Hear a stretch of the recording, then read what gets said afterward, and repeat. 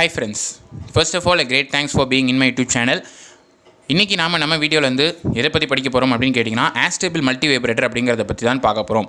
So இந்த Astable Multivibrator அப்படிங்கிற concept வந்து எதில் வருது அப்படின்னு பார்த்தீங்கன்னா லீனியர் இன்டெகிரேட்டட் சர்க்யூட்டில் வருது.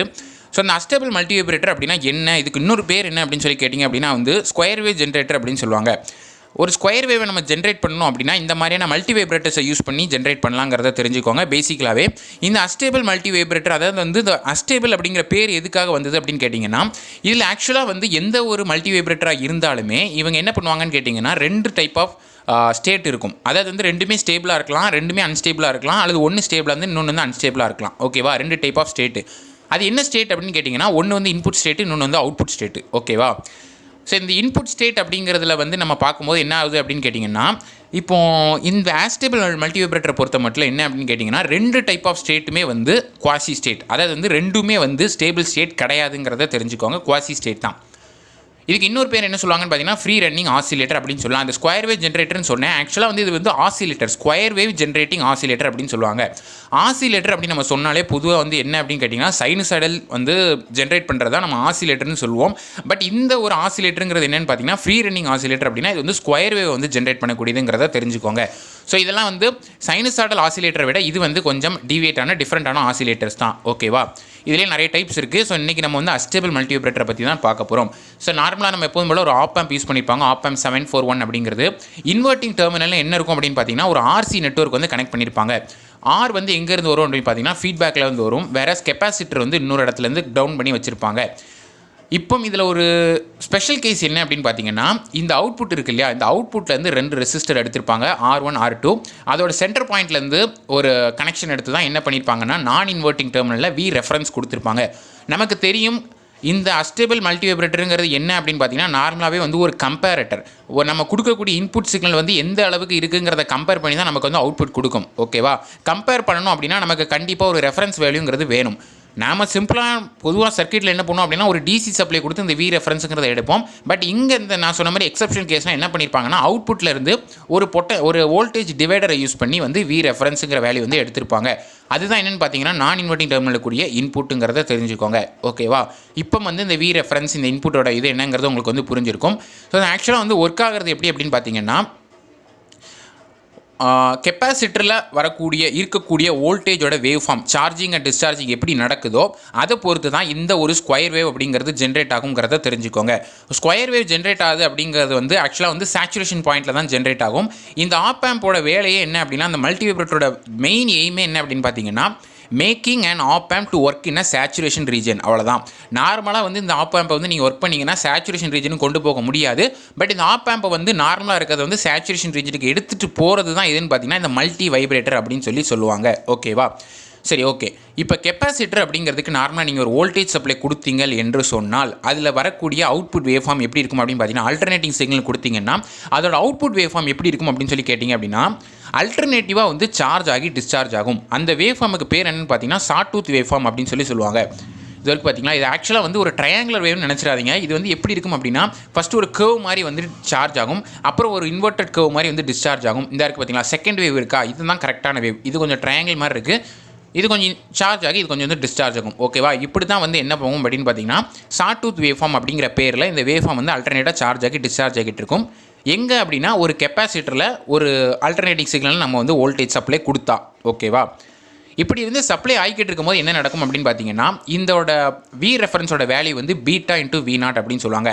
பீட்டாவோட வேல்யூ என்னென்னா R2 divide by R1 + R2. இது வந்து அந்த வோல்டேஜ் டிவைடரோட அந்த ஒரு வேல்யூ. V0 அப்படிங்கிறது பார்த்தீங்கன்னா அவுட்புட் வோல்டேஜ். ஓகேவா. ஸோ B இன்ட்டு V0 அப்படிங்கிறது தான் என்னவாக இருக்குன்னு பார்த்தீங்கன்னா இந்த இடத்துல, அதாவது வந்து எதுக்காக இந்த இடம் அப்படின்னா எல்ஐசியை பொறுத்த வரைக்கும் பேசிக்கலாகவே ஒரு டெர்மினலை வந்து நம்ம கனெக்ட் பண்ணிட்டு இன்னொரு டெர்மினல் நம்ம கிரவுண்ட் பண்ணோம் அப்படின்னா அங்கே இருக்கிற வோல்டேஜ் தான் என்ன ஆகும்னு பார்த்தீங்கன்னா அங்கே ஃபீட்பேக்காக வந்து அப்ளை ஆகும். இப்போ நீங்கள் வந்து கேட்கலாம் எனக்கு அவுட்புட்டில் வந்து இந்த வழியாக கரண்ட் தானே ஃபீட்பேக்கில் போகும்னு கேட்கலாம். ஆக்சுவலாக கரண்ட்டுங்கிறது ஃபீட்பேக் இதில் கிடையாது. ஏன்னா கரண்ட் ஃபீட்பேக் சிஸ்டமும் இருக்குது, வோல்டேஜ் ஃபீட்பேக் சிஸ்டமும் இருக்குது. இது வந்து வோல்டேஜ் ஃபீட்பேக் சிஸ்டம். இதை கிரவுண்ட் பண்ணியிருக்கிறதுனால என்ன ஆகும் அப்படின்னா இப்போ நான் அதை கிரவுண்ட் பண்ணாமல் ஓப்பனாக விட்டேன்னா இந்த R2 வழியாக கரண்ட்டே போகாது. கரண்ட் நேராக R1 வழியாக வந்து V ரெஃபரன்ஸ் வழியாக இதுக்குள்ளே போயிடும். பட் இங்கே நான் கிரவுண்ட் பண்ணியிருக்கிறதுனால இங்கே உள்ள வோல்டேஜ் என்ன ஆகும்னா இதுக்கு அக்கறாஸ் உள்ள வோல்டேஜ் தான் அங்கே வந்து ஃபீட்பேக்காக அப்ளை ஆகுங்கிறத தெரிஞ்சுக்கோங்க. இதுதான் என்னென்னு பார்த்தீங்கன்னா V reference. Beta into V சேட்டுங்கிறது தான் இதோட வி ரெஃபரன்ஸ் வேல்யூவாக இருக்கும். ஸோ கெப்பாசிட்டர் ஃபர்ஸ்ட் எங்கே இருந்து தான் இந்த மைனஸ் பி வி சேட்லேருந்து சார்ஜ் ஆக ஆரம்பிக்கும். நான் சார்ஜ் இங்கே கொடுத்த உடனே என்ன ஆகும்னு பார்த்தீங்கன்னா அப்படியே வந்து இன்க்ரீஸ் ஆக ஆரம்பிக்கும். இந்த கெப்பாசிட்டர் வேல்யூ வந்து இந்த ரெஃபரன்ஸ் வேல்யூலேருந்து எப்போ ப்ளஸ் பி விசேட்டை ரீச் பண்ணுதோ அது வரைக்கும் இந்த விசேட் அவுட்புட் வந்து எப்படி இருக்குன்னா இந்த மாதிரி கான்ஸ்டண்ட்டாக போயிட்டுருக்கும். ஓகேவா? எப்போ இது வந்து அந்த ரெஃபரன்ஸ் வேல்யூவை மீட் பண்ணுதோ அப்போ அந்த ஸ்கொயர் வேவ் என்ன ஆகும்னு பார்த்தீங்கன்னா மைனஸ் விசேட்டை நோக்கி ட்ராவல் பண்ண ஆரம்பிக்கும். நான் சொல்கிறது புரியும்னு நினைக்கிறேன். இந்த இடத்துல கான்ஸ்டண்ட்டாக இருந்தது. இந்த கெப்பாசிட்டர் வேவ் எப்போ இந்த பி விசேட்டுங்கிற லெவலை டச் பண்ணுதோ அப்போ இது வந்து என்ன ஆகும்னா கீழே பார்த்து அதாவது வந்து மைனஸ் விசேட்டை நோக்கி போக ஆரம்பிக்கும். நல்லா தெரிஞ்சுக்கோங்க. ஸ்கொயர் வேவ்ங்கிறது வந்து அவுட்புட்டு, அது வந்து விசேட் அண்ட் மைனஸ் விசேட். கெப்பாசிட்டருங்கிறது இன்புட்டில் நம்ம கொடுக்கக்கூடிய கெப்பாசிட்டர் கொடுக்கக்கூடிய சப்ளை, அது வந்து என்னென்னு பார்த்தீங்கன்னா B V sat and beta V sat and minus beta V sat. ஓகேவா? ஸோ இந்த பாயிண்ட் ரீச் பண்ணி இது வந்து இன்க்ரீஸ் ஆக ஆரம்பிக்கும். அண்ட் ஆல்சோ பார்த்தீங்கன்னா இந்த ப்ளஸ் பி விசேட்லேருந்து அடுத்து மைனஸ் பி விசேட்டுக்கு டிஸ்சார்ஜ் ஆகிற வரைக்கும் இந்த அவுட்புட் வேவ் ஃபார்ம் ஸ்கொயர் என்ன ஆகும்னா மறுபடியும் வந்து மைனஸ் விசேட்டில் கான்ஸ்டண்ட்டாக நிற்க ஆரம்பிக்கும். திரும்பவும் கெப்பாசிட்டர் மைனஸ் பி விசேட்லேருந்து அது பீட்டா ஆக்சுவலாக மைனஸ் பீட்டா விசேட்லேருந்து ப்ளஸ் பீட்டா விசேட்டுக்கு வரைக்கும் எப்போ சார்ஜ் ஆகி போகுதோ சார்ஜ் ஆக தொடங்கும் போது இது என்ன ஆகும்னா ப்ளஸ் விசேட்டை நோக்கி ட்ராவல் பண்ண ஆரம்பிக்கும். அதே மாதிரி இந்த பாயிண்ட்லேருந்து மறுபடியும் சார்ஜ் ஆகி பீட்டா விசேட் வர்ற வரைக்கும் மேலே அந்த ஸ்கொயர் வந்து கான்ஸ்டண்ட்டாக மெயின்டைன் ஆகும் ப்ளஸ் விசேட்டில்.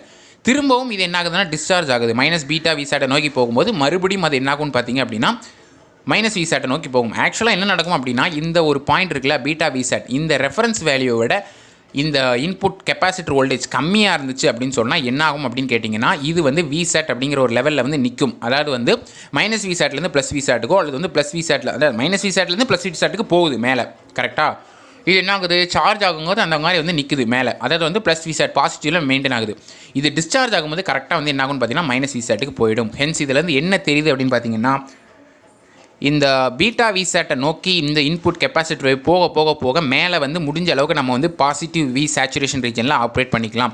இது வந்து கீழே பார்த்து இப்படி இந்த பாயிண்ட்லேருந்து இந்த பாயிண்ட்டுக்கு டிஸ்சார்ஜ் ஆகும்போது அது வந்து கீழே குறைஞ்சி கொஞ்ச நேரம் கான்ஸ்டன்ட்டாக மெயின்டைன் ஆகி திரும்பவும் இந்த சைக்கிள் வந்து சார்ஜ் ஆக போகும்போது இது என்ன ஆகும்னு பார்த்தீங்கன்னா ஸ்கொயர் வேவ் மறுபடியும் வந்து ஜென்ரேட் ஆகும். ஸோ இதுதான் வந்து என்ன அப்படின்னு பார்த்தீங்க அப்படின்னா இந்த ஆஸ்டேபிள் மல்டிவைப்ரேட்டரோட ஆப்ரேஷன். நான் ஜஸ்ட்டு வந்து ஈக்குவேஷனாக வந்து சொல்கிறத விட ஜஸ்ட் இப்படி சொன்னதே உங்களுக்கு புரிஞ்சிருக்குங்கிறத நம்புகிறேன்.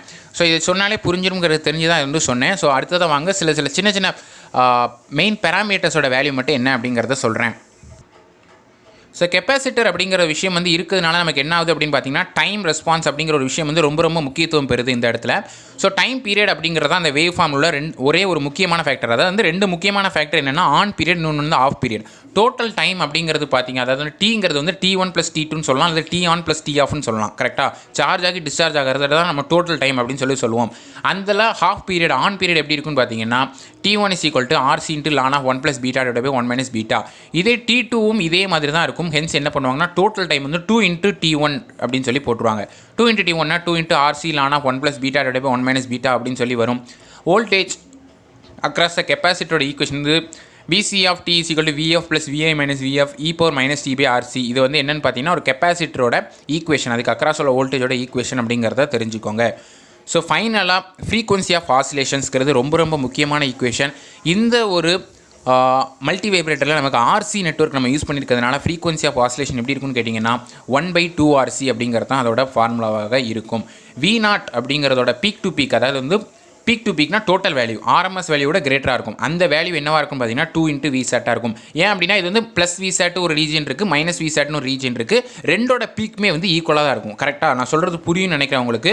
V0 அப்படிங்கிறது எப்படி இருக்கும் அப்படின்னு பார்த்தீங்கன்னா இது வந்து ப்ளஸ் Vsatோட ரீஜன், இதுவும் அவுட்புட், மொத்த ஸ்கொயர் வேவ் தான் ஒரு அவுட்புட். ஸோ இது என்ன ஆகும்னு பார்த்தீங்கன்னா Vsat ஆகும், இதுவும் வந்து Vsat ஆக தான் இருக்கும். இது மைனஸ் Vsat ஆக இருந்தாலும் இதோட மேக்னிடியூடு வந்து ரெண்டையும் நம்ம பொதுவாக ஆட் பண்ணி நம்ம சம்மேஷன் எழுதுறதுனால V0 = 2 Vsatங்கிறது அவுட்புட்டில் வருங்கிறத தெரிஞ்சுக்கோங்க.